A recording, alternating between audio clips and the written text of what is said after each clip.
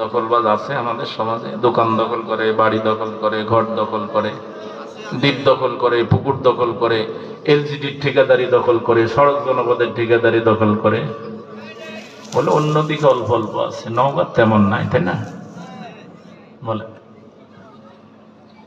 মৌমাছি আল্লাহর নির্দেশ পালন করে, কিন্তু আমরা করি না। আল্লাহ বললেন তার থেকেও তুই নিচু। নিচুই তো। দেখেন, সংক্ষেপ করে বলি, 3 জায়গায় কেন ঘর বানাতে বললেন? কারণ হল আল্লাহ বললেন সুম্মা কুলি মিন কুল্লিস সামারাতি ফাসলুকি সুবলা রাব্বিকি যুলুলা ইয়াখরুজু মিন বুতুনিহা শারাবুম মুখতালিফুন আলওয়ানুহা ফীহি শিফাউল লিন্নাস। আল্লাহু আকবার। মৌমাছিকে ঘর বানাতে বলার পর বলছেন আল্লাহ এরপর কি করবো? তোর একটা দায়িত্ব দেব। কই কি? কই মানবতার সেবা করবি। সুবহানাল্লাহ বলেন। ভোটে আমরা দাঁড়ানোর পর বলি যে জনগণের সেবা করার সুযোগ দেন। ওরে সেবার নামে নিজে খালি কম মারে। 7 কেজি করে মারে, তাই না? আমাদের এলাকায় না, আবার মন খারাপ করেন না।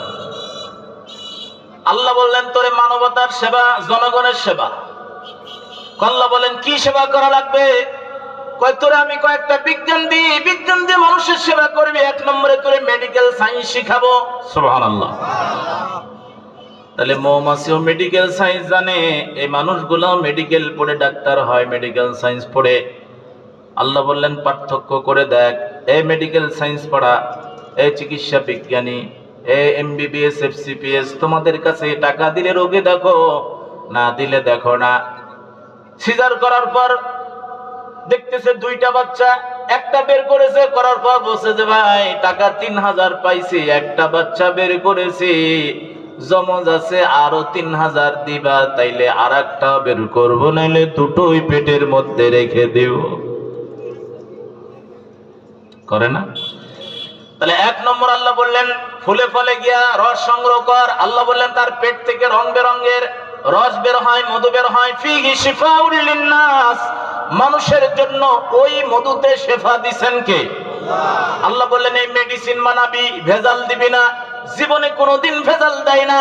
আর ওই মধুর চাক কেটে এই গাংজুয়ার থেকে বটবাজারে যেতে যেতে 2 কেজি মধু 4 কেজি বানায়, এমন সাক্কাটা লোক আমাদের সমাজে আছে না নাই?